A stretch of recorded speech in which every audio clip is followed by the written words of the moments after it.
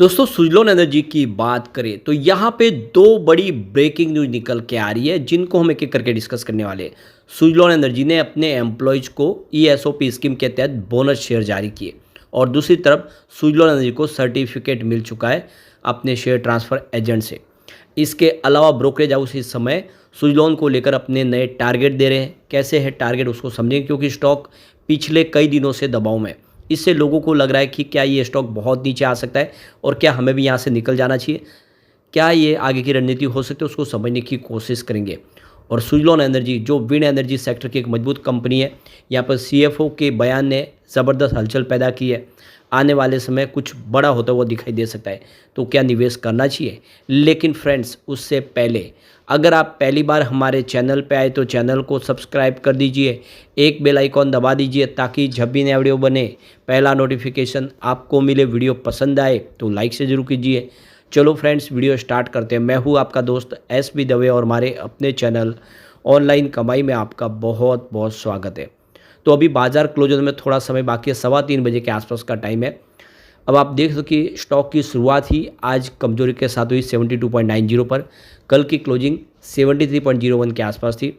Intraday में 73.35 का high भी बना, यानी कुछ समय के लिए स्टॉक आपको ग्रीन जोन में जाता हुआ दिखाई देगा, लेकिन ऊपर के लेवल से दबाव बनने लगा, बिक वाली शुरू हुई, जिसकी वजह से 71.10 का इंट्राडे का लो बना है। अभी इस समय स्टॉक 72.12 के आसपास ट्रेड कर रहा है, जहाँ पे 1.22% की गिरावट है। दबाव दिख रहा है लेकिन उतनी बड़ी बिकवाली नहीं है। अब आप देख सकते हो इसकी परफॉर्मेंस। स्टॉक इस महीने की शुरुआत में 80 रुपीज़ के आसपास था और आप देख सकते हो कि 80 रुपये का जो स्टॉक था वो गिरते हुए 8 अक्टूबर को 68 पर आ गया। तो लगभग 4-5 ट्रेडिंग सेशन में जो लगातार गिरावट थी, नतीजा ये हुआ कि स्टॉक इंट्राडे में 68 तक आ गया। लेकिन अच्छी बात है कि उस दिन क्लोजिंग है 73 के आसपास हुई थी, 70 के ऊपर हुई थी। उसके बाद एक बार स्टॉक फिर से 80 तक चला गया 9 अक्टूबर को। उसके बाद लगातार स्टॉक दबाव में और अब 75-74 के आसपास ही था, लेकिन वो स्तर भी टूटा है और अभी फ़िलहाल ये 72 के आसपास आ गया। तो अभी फ़िलहाल इस महीने की जो लो प्राइस है उससे तो ऊपर ही है। लेकिन एक भी अच्छी बात ये भी है कि निचले लेवल से अच्छा खासा बाउंस बैक देखने को मिलता है। स्टॉक नीचे जाता है तो फिर बिकवाली नहीं होती है, बल्कि वहाँ पे खरीदारी लौट के आती है। और क्यों ना हो, कंपनी का बिजनेस अच्छा है और सब कुछ पटरी पे आता हुआ दिखाई दे रहा है, और ऐसे में ये जो जितना डीप में मिले लोग खरीदारी करें और इसी लाने वाले समय ये पे बेहतर होता हुआ दिखाई दे सकता है। अब जो बड़ी अपडेट निकल के आ रही है, सुजलोन एनर्जी ने अपने एम्प्लॉयज़ के लिए ईएसओपी 2022 स्कीम के तहत बोनस शेयर जारी किए। तो यहाँ पे 17 अक्टूबर 2024 को देखते हो कि कंपनी की तरफ से जो बोर्ड ऑफ डायरेक्टर की मीटिंग हुई, जिसमें फैसला लिया गया है कि यहाँ पे करीब 14,38,875 जो इक्विटी शेयर है वो अपने एम्प्लॉयज़ को दिए जाएंगे, जिसकी फेस वैल्यू 2 रुपीज़ है और यहाँ पे 3 रुपीज़ के प्रीमियम के साथ में 5 रुपीज़ के हिसाब से इनको ये शेयर दिए जा रहे हैं।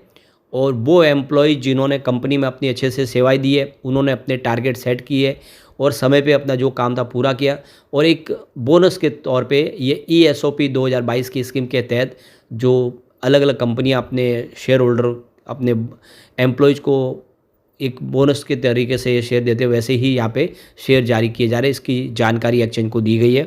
तो ये देख दो कि ये ऑप्शन ग्रांट स्कीम 22 मई 2023 के तहत है और इसमें 14,38,825 इक्विटी शेयर दिए जाएंगे और इसकी जो पर ऑप्शन प्राइस 5 रुपीज़ के आसपास है। और इसके लिए जो मनी रिलीज़ की जाएगी वो है 71,94,375 रुपीज़। तो पिछले काफ़ी समय से हम देख रहे हैं कि लगातार अब सुजलोन अपने एम्प्लॉयज़ को ईएसओपी स्कीम के तहत शेयर देने शुरू कर चुके हैं और ये अभी इस साल शुरुआत हुई है। पिछले कई सालों से ऐसा नहीं हो रहा था, लेकिन अब कंपनी प्रॉफिट में आ गई है, तो प्रॉफिट में अपने हिस्सेदार बना रही है और एक अच्छी गुड न्यूज़ है उनके एम्प्लॉयज़ के लिए और आने वाले इसमें शेयर होल्डर के लिए भी कुछ संभावना पॉजिटिव दिखाई देती है। अब यहाँ पे देख सकते हो कि एक और बड़ी अपडेट निकल के आ रही है। सुजलोन एनर्जी ने जैसे कि Q2 की तैयारी कर ली है और हर कंपनी को जो अपना रिजल्ट होता है उसके पहले अपनी जो शेयर ट्रांसफ़र एजेंट है उनसे सर्टिफिकेट लेना होता है। तो केफिन टेक्नोलॉजी इनके शेयर ट्रांसफ़र एजेंट है, जिनके पास कंपनी के सारे फिजिकल और डीमेट अकाउंट के जो शेयर्स है उसकी सारी की सारी जिम्मेदारी वो रखते हैं।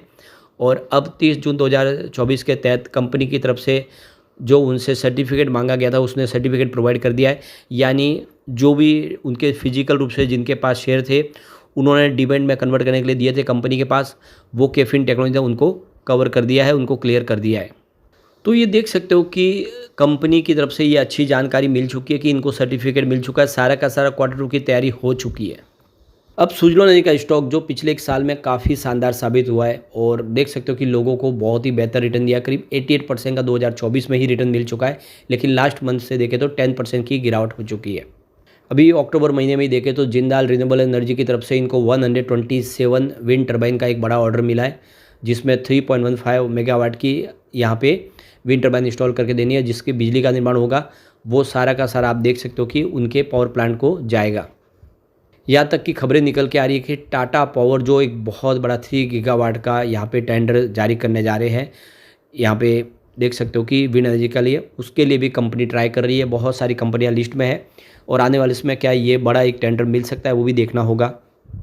अब यहाँ पे सुज़लोन एनर्जी को लेकर देखो कि लक्ष्मी श्री के अंशुल जैन के हिसाब से देखें तो स्टॉक में बहुत ज़्यादा करेक्शन हो चुका है और एक जो मेजर सपोर्ट इसका 66 रुपीज़ के आसपास है और यहाँ से अगर आप देखें तो स्टॉक के ऊपर जाने की संभावना दिख रही है, सिग्नल इस समय बुलिश दिख रहे, तो आने वाले इसमें ये बेहतर कर सकता है। तो यहाँ पे बाय की रिकमेंडेशन दी जा रही है अंशुल जैन की तरफ से। उन्होंने यहाँ पे स्टॉप लॉस 65 का मेंटेन करने को कहा है और टारगेट 84 से 86 के दिए।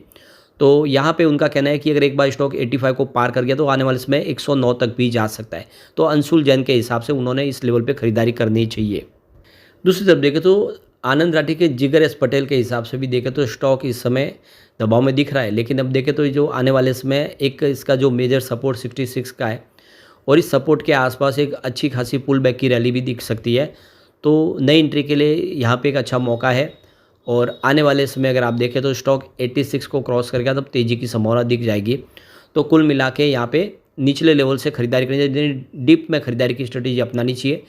तो कुल मिला के देख सकते हो कि जो मार्केट एक्सपर्ट है फिलहाल अभी इस लेवल पे थोड़ा वेट करने के लिए कहा है, क्योंकि अगर स्टॉक यहाँ से गिरावट होती है थोड़ा नीचे आता है तो डिप में मौका मिल सकता है। अब यहाँ पे सबसे बड़ी बात है कि कंपनी की ऑर्डर बुक कम से कम 5 गीगावाट से ऊपर पहुँच चुकी है 3 सितंबर के हिसाब से ही, और यह इशारा है कि कंपनी के पास काम की कोई कमी नहीं। आने वाले 2-3 सालों में ये कंपनी पूरे काम अपने कंप्लीट करेंगे, यानी इस कंपनी 2026 तक के लिए ये ऑर्डर बुक इनके लिए इनफ है। तो ऐसे में आने वाले इसमें शेयर की प्राइस भी बढ़ेगी, कोई रोक नहीं पाएगा। और इसके अलावा अगर आप देखें तो जो CFO है हिमांशु मोदी, उनका कहना है कि आने वाले 2 सालों में जो हमारा जो रेवेन्यू है वो 20,000 करोड़ तक पहुंचने की पोटेंशियल हमारे को दिख रही है। यानी कुल मिला के कंपनी अपने बिजनेस को लेकर बहुत ज़्यादा उत्साहित है और मैनेजमेंट का कहना है कि 20,000 करोड़ तक हमारा रेवेन्यू जा सकता है। ऐसे में आप समझ ही सकते हो कि जो 20,000 करोड़ वाले रेवेन्यू वाली अगर कंपनी है तो उसकी प्राइस भी कहाँ तक जा सकती है। ऐसे में एक अच्छा मौका है लॉन्ग टर्म इन्वेस्टर के लिए।